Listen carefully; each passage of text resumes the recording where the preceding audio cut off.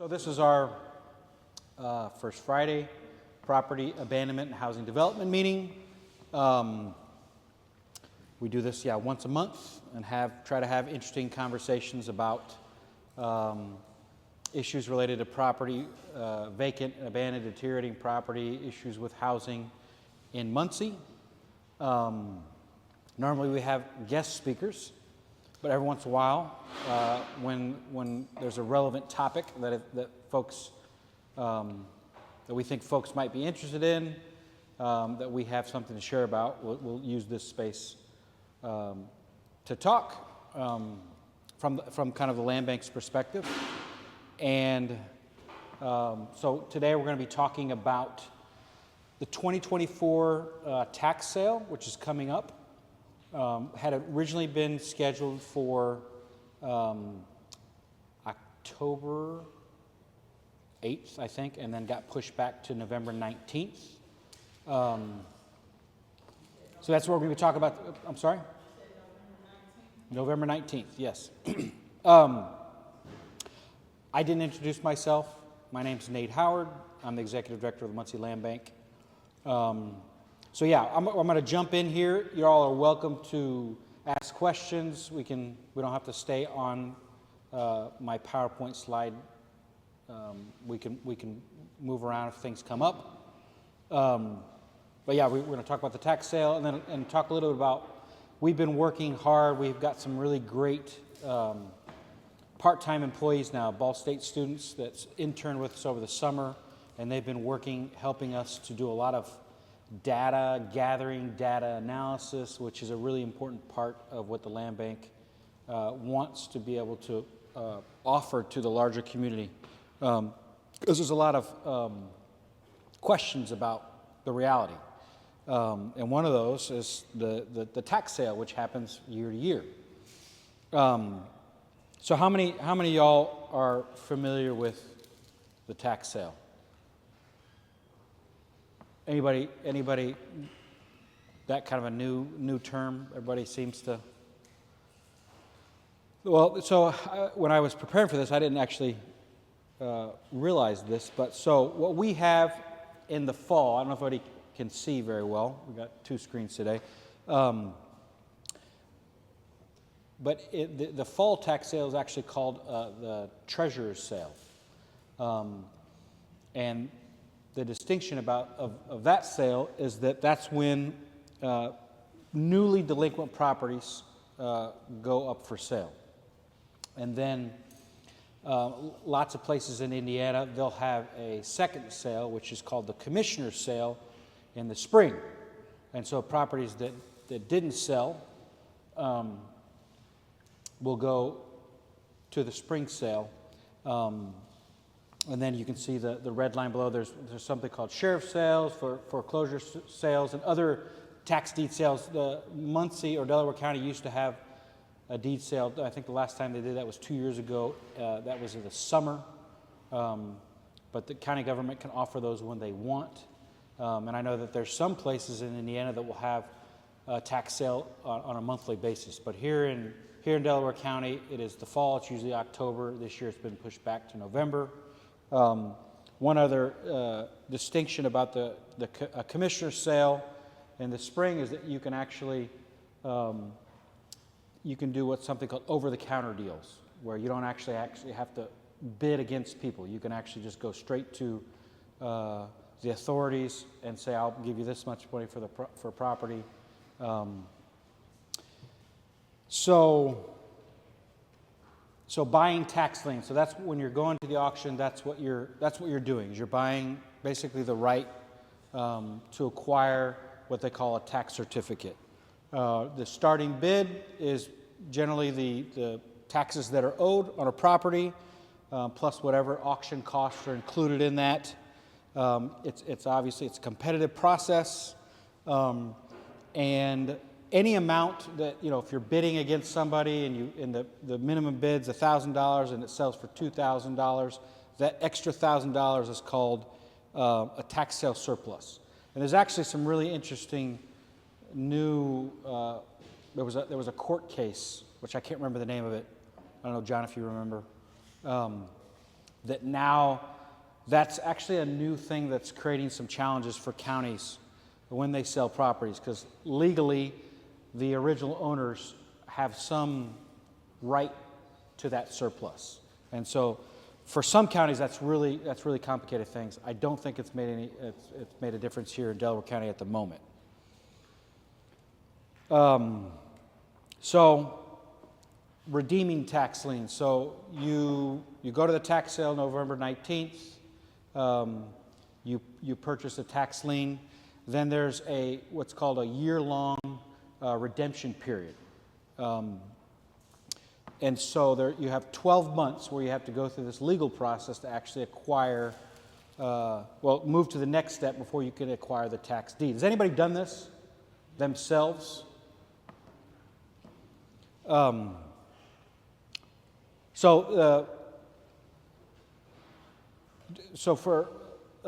there's I think I get into this next slide. No, right here. So there are actually a lot of people that do this as a business. Well, they'll go purchase tax liens, assuming that they're going to be redeemed, because you get a premium back. So that is usually 10%. So if your bid again was $1,000,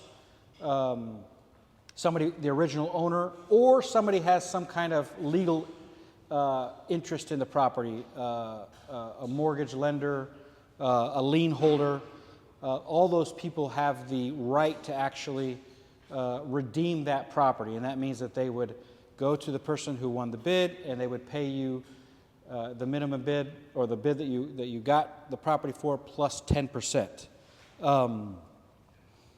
And there's also some other things where if you overbid, if there was that tax sale surplus, you could actually get, it's 5% annually that can be prorated out. That party would actually also have to pay if you have legal expenses tied up into it, if you did title work. So that's actually a business for some people. Generally, especially properties that are of higher value, about 90% of those get redeemed, whereas the lower value properties, it's about 30 to 40% that actually get redeemed. That's Indiana. That's Indiana-wide. I don't know what it is here in Delaware County. So you can just see there's an example there. If you got a property for $1,000, you'd have the right to get $1,100 back plus some costs that you might have accrued in that process. So the redemption period, again, I mentioned that's for private citizens, individuals, companies, for-profit folks. That's a 1-year period. So basically, you get the tax lien, tax certificate. It takes 12 months. If that property, that's here. Tax lien, purchase, property stuff. So yeah, there's this whole process of where you have to get a title search done, identify all those people who have the term substantial interest.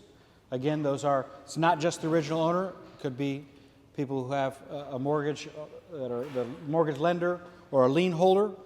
You have to send out notices to all those people. And if you have acquired a tax certificate and you don't follow this process to the T, you can actually lose your right to that property. So you can lose your money, lose your time, and you obviously lose the right to potentially acquiring that property. And then so when that redemption period ends, again 12 months, if you've done all the process correctly, that period ends and you can move on to the next step. So that's from tax lien to deed. So that's where you now have the right to acquire the deed. You have to send out another notice to the same folks that you sent out before, pay all taxes, and then you have to actually petition the court. And then that's made, so you have 3 months to do that from when the redemption period ended to do that. And then it has to be filed and worked through. And if you do that, then the court will order the county auditor to give you the tax deed. And then there's another 60 days after that where the deed becomes uncontestable, which means you're the owner, and there's no risk of losing ownership. Any questions about that? Any clarifications? Anybody who's done that have any comments? Yeah. Would it be better to purchase property under the commissioner's sale versus the treasurer? I think that there's an opportunity. I don't think there's a minimum bid that has to be. The minimum bid at the treasurer sale is the taxes owed. The commissioners have the right to offer those properties at whatever price they want. So you could get them cheaper. The redemption period is actually shorter. It's 4 months. But if you go to you might not get the property that you want. That's maybe the kicker. And the reason why there's that consideration of them being able to offer it for a lesser amount and there's a shorter redemption period is that they want the money. They need the money for the government to function. That's the logic of it. Any other questions or comments? Elle, you said you've done this. Is that pretty much how it is? You don't have this on your website? We can share this, yes. And is this something, Elle, that you've used a lawyer to do? Yeah. Me and Dr. Bucks he said hire a lawyer. Yeah, that's what we've done. So this is just kind of a summary of those costs that I mentioned. You're generally paying between $500 and $5,000 for a property at the treasurer's sale, at the fall tax sale. Those certified mailing notices to folks with an interest in the property, a legal interest, that could be $7 to $10 per notice. There's usually 5 to 15 parties that might be on that title search when you do that. Then you have this publication of notice, and that's I think where you have to make, that's sometimes in the newspaper. There's different mediums you can do that on. That's $50 to $100. You have to do that twice. And then when you petition the court for them to file the tax deed, that can be $100 to $200. Tax deed issuance fee, I'm not exactly sure what that is, $30 to $50. And then legal fees, I don't know if this is what your experience, Elle, or anybody else who's done this, but the numbers that I've seen are like $1,500 to $3,000 per property. So in the end, it can be pretty expensive and relatively complicated. We actually, the land bank, worked with a guy who had tried to get the same property in 3 tax sales, and he would buy it and then fail. And then we did that for him and just recently passed that off to him. And really, what we did is we had our lawyer take care of it. But it was much more expensive than I had originally estimated. So now moving on to, that's just kind of overview of what the tax sale is, the process. So the 2024 tax sale, as I mentioned, was originally scheduled for October 8th. Now it's been pushed back to 2019. There was also a change in the facilitator of the tax sale. It used to be our SRI. We have Commissioner Riggin here today, so she can verify. Used to be SRI, went to Guts, now back to SRI. And SRI has a website. So if you actually go on the Delaware County government website, if you just, the search bar, tax sale, you'll go right to it. This information will come up. So you have to register before. You have to register before noon on the November 18th. You can't have taxes due on other properties. And if you click this link, it'll take you to the SRI website, and that's where you pre-register. You can also, on that site, view inventory, kind of like a long list, bulk inventory. You can look at specific properties. There's also a map that we'll show here in just a second. There's a map that Kyle Johnson does all the GIS stuff for the counties on our board, has created, and you can look at that, click on properties. And then I found this is about 3 months old, because actually, so you can see here, I don't know if you guys can see that there. In Delaware County, when the tax sale list was first released about 3 months ago, there were about 1,400 properties on it. And then, once people see their property coming up on this list that it's going to the auction, people are like, oh man, I better pay this off. So this was a couple months ago. It was down to 1,200. Today it's at 848, I think, or that's the most recent number we've gotten. And so the value at that time of those 1,200 properties was about $48 million, like the assessed value, and the taxes due were about $6 million. There are other tax sales, but these are the top with most properties out. At Lake County, Allen County, I thought was a little bit higher, but a lot of counties have moved to online auctions. Delaware County is still in person, and that is at the fairgrounds. What's the name of the building there? Okay.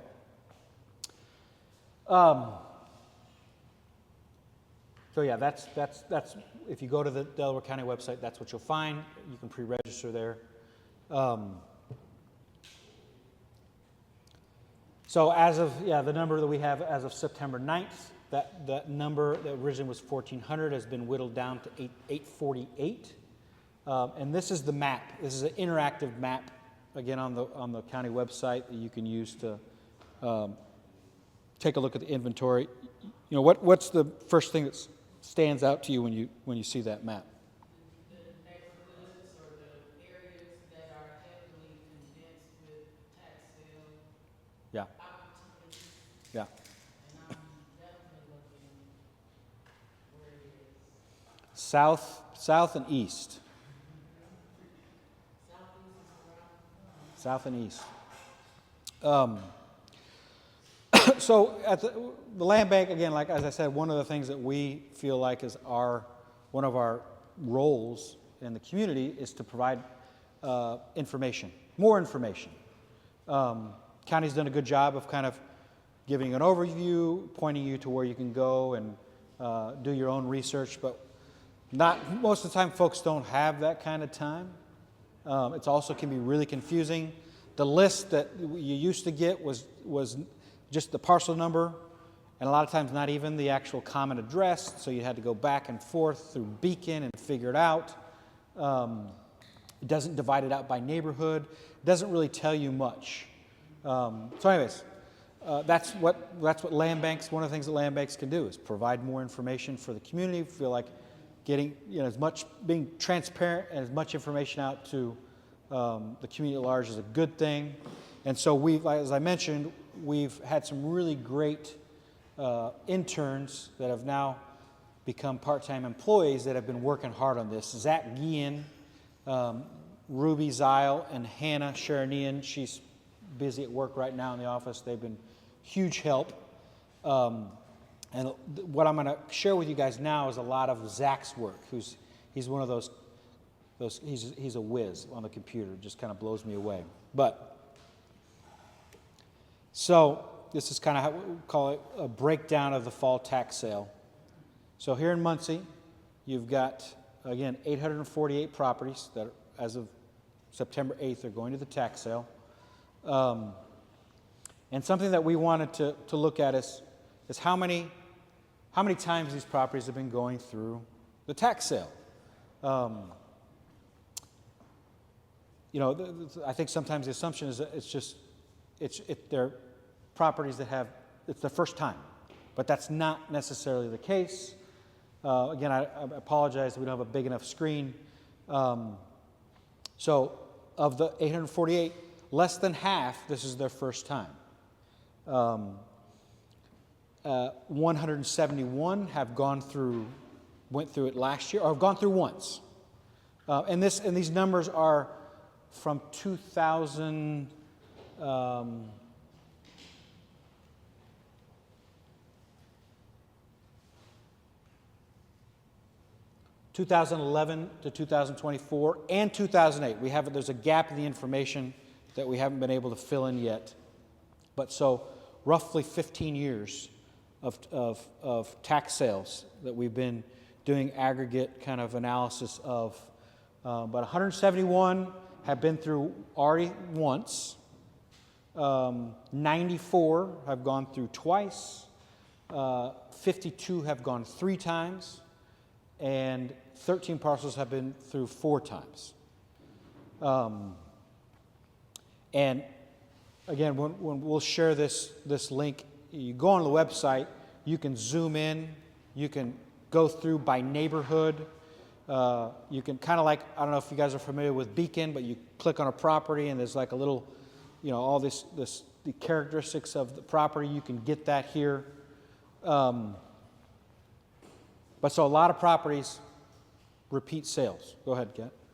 The 13 that's been through, 5 times, does the county lower that property tax, or does that continue to accrue, which makes it more expensive for people to try to purchase it? No, those taxes continue to accrue.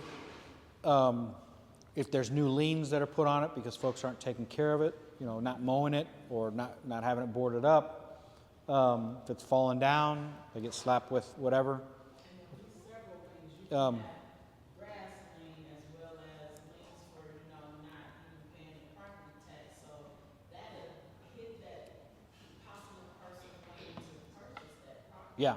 So will the county, or this may be for you, Ms. Sherry, will they be willing to make a deal with somebody wanting to purchase it since it's been through so much? Well, again, and I don't want to speak for Commissioner Riggin. You're welcome to speak up, Commissioner, if you'd like. I know that they've made some changes. So, there used to be a deed sale. So there's not a deed sale anymore, or there hasn't been recently. And I know in the past that there has been some over-the-counter deals where properties that haven't sold.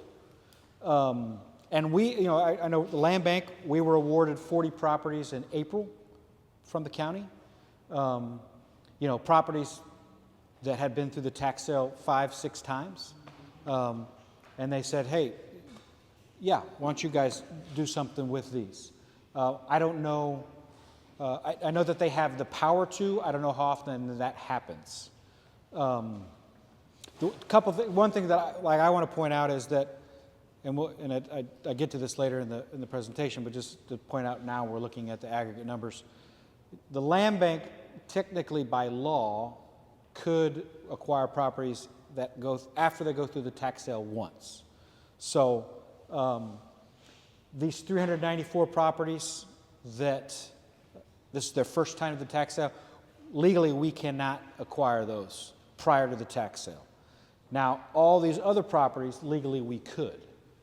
And so it kind of like the way I think about it is that the tax sale is part of the market. You have property, just because it goes tax delinquent doesn't mean that the market has rejected it. It might be that people come up on hard times. There's all kinds of reasons why a property could go tax delinquent. It goes to the tax sale, it's offered to the public.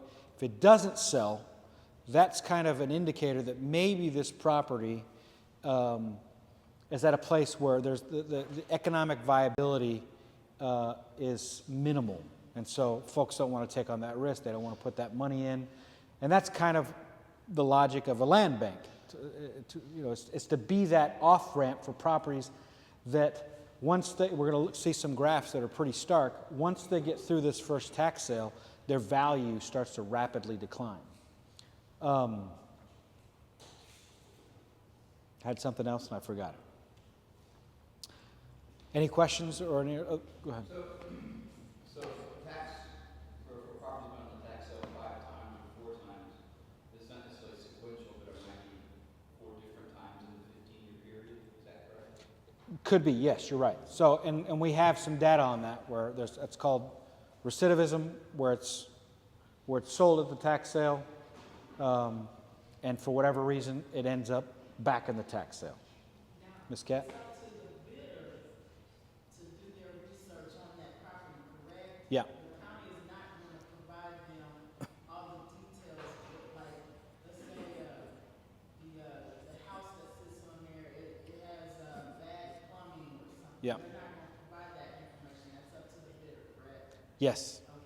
Okay. Yeah, and you know, I mean, that is one of the challenges that government faces, is that the problem is big, and it's costly, and you know, we actually just spent close to $5,000 paying 2 guys that are, you know houses like the back of their hand, to go out and tell us those exact things, which properties we should consider, which properties we shouldn't consider. And they've been at it for about 6 weeks.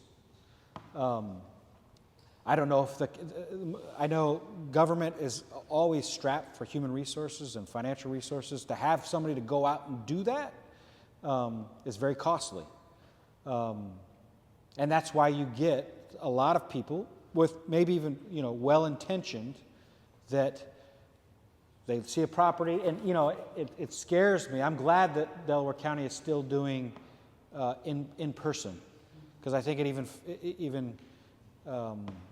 foments even more this idea that people can just click a button on the other side of the country and grab a property by Google, looking on Google, or and they get property, and then they realize, geez, this is barely worth the $1,000 that I paid for it. It's not worth $50,000 more to try to rehab it and then sell it for 25 or whatever. There's one also, I think you're aware about it. I have a guy that bought a property, but wasn't aware that the property line went right down the middle of the house. So your favorite organization, your favorite LLC, had the back half, and he had the front half. But your favorite LLC wanted to sell that back half to the guy that owned the front half. Now, this is in the middle of the living room, guys.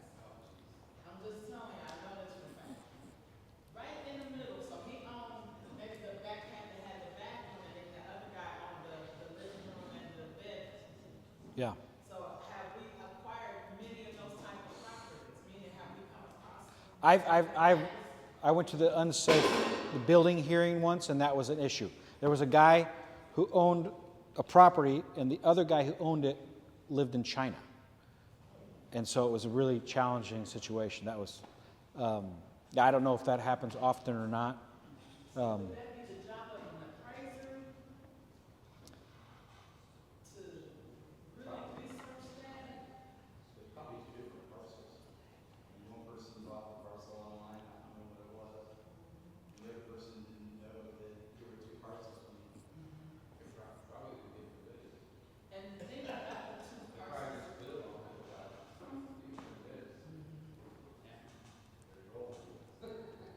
and they're still, from what I understand, they're still trying to negotiate, but you know your favorite LLC, he wants that money. Yeah. Yeah. John, anything you would add on this?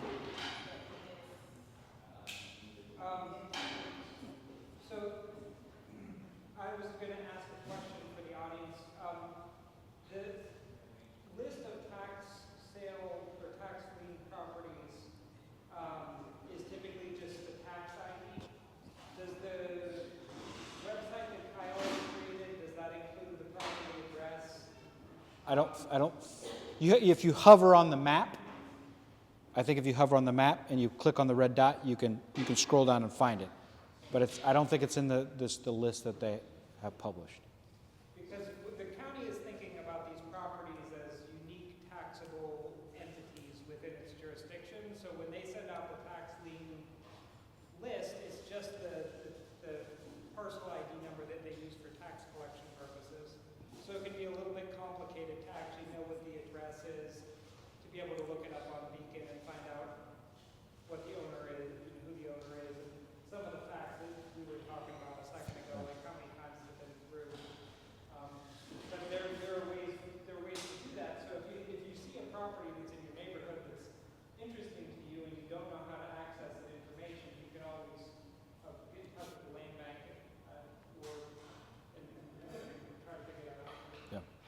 And when we're finished with everything, I'm going to show you our website, a new resource that we're going to make public here. Again, Kyle does a great job, and we're just building off what Kyle kind of made available. He's given us a lot of that information, and we're just really what's really helpful is the common address and broken down by neighborhood, and a little bit of information about how many times it's been through the tax sale. Because if you know that, once we get to some of the graphics here, you're going to be able to deduce some things that maybe it's not the kind of property that I think it is. So here's some other quick analysis of the 848 properties. Roughly, I don't have the total number there. Let's say 700 are residential. The blue is residential vacant platted land. That's the largest, so there's 355. The orange, which is 510, is the zoning code. Is that zone? No. What do you call that? Land use code.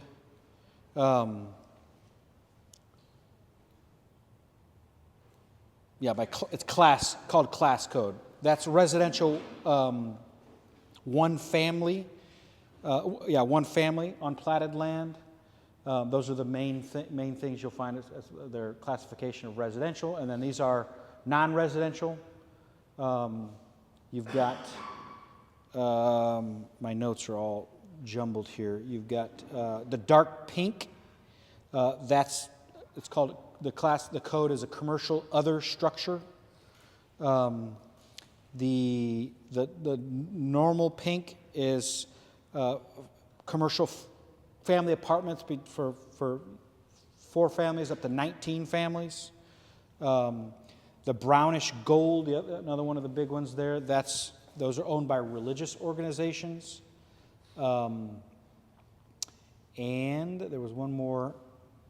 The light purple is commercial vacant land. So those are the main categories of what's going to the tax sale that's non-residential. Overwhelming majority are residential. And then over here, and again, I don't know if you can see that, this is the breakdown by neighborhood, the top one. So you have Thomas Park, Avondale with 131 properties going to the tax sale. Southside, 126. Whiteley, 114. Industry, 110. Old West End, 49. Morningside, 46. Blaine, 35. South Central, 34. And East Central is 31. The number's hidden.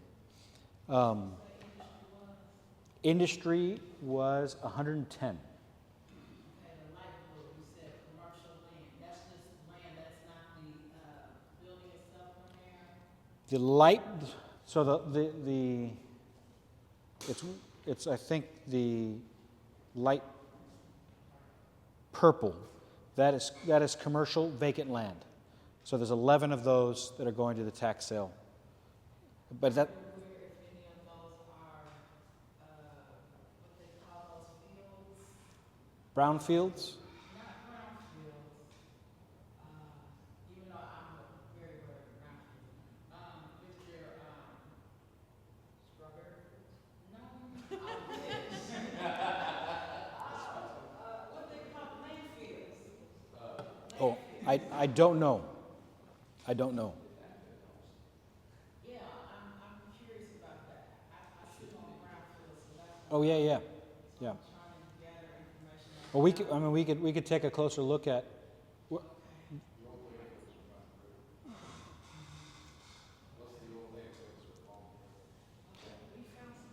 any thoughts about these numbers here?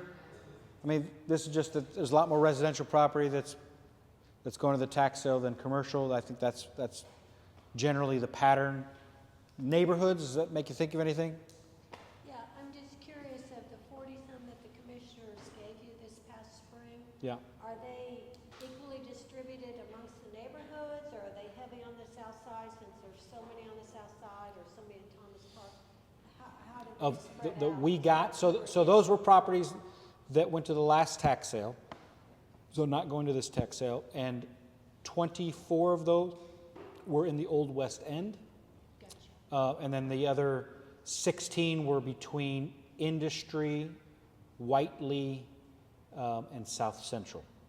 Okay, so nothing on the south side or Thomas Park Avenue. There may have been one or two, and I'm going to explain a little bit why we Okay, I want to know why. we are trying to be. I'm listening why. Yeah, that's towards the end, but well, we'll get to that. Are there religious owned properties because of their stormwater fee? I'm sorry? Are there religious owned properties that are in the tax sale? They're tax exempt? Is it because of their ditch assessment? You know, I actually tried to look that up and I wasn't sure because it did the classification goes religious organizations tax exempt, but I don't think it's where they have their sanctuary, but it might be interest that they have, you know, where they're trying to expand or do something else. I'm not exactly sure. That's a good question. Terry? Yeah, years ago, about 20 years ago, when Ball State did the South Muncie charrette, one of the things they mentioned that the South Side was very heavy on churches. And so I just, in my mind, I'm thinking just as I travel around my neighborhood, there are like small little buildings that were churches, but they were boarded up, and I'm Yeah. kind of wondering if that might be part of that. It could be. Nothing's going on there. My grandma used to say there are more churches than happy kids in Muncie. Good point.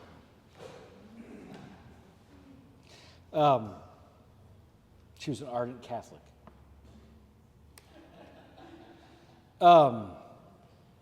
So I want to talk a little bit about kind of, so we were looking at what's currently going to the tax sale. We want to take a look at a bit about some of the analysis that Zach's been doing with some guidance from John.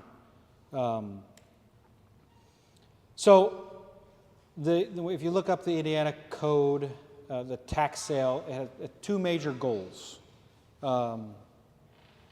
You can see them, but what would you guess those two goals are? Property, yeah, recover, generate revenue, recover property tax revenue, lost revenue. And then the second goal, actually it's very specific, talks about preventing and stopping blight, and trying to get property that's owned by someone that's not taking care of it and find somebody that will take care of it. It's very specific. And again, when we talk about these things, Commissioner Regan has been a huge supporter of us. This is Indiana law, and there are some things that can be done at the local level that we're working on, we're talking about. But in a lot of ways, when we look at these things and we critique them, we're critiquing something that's been going on that was created, 150 years ago and continues today. The context has changed. The problem has grown.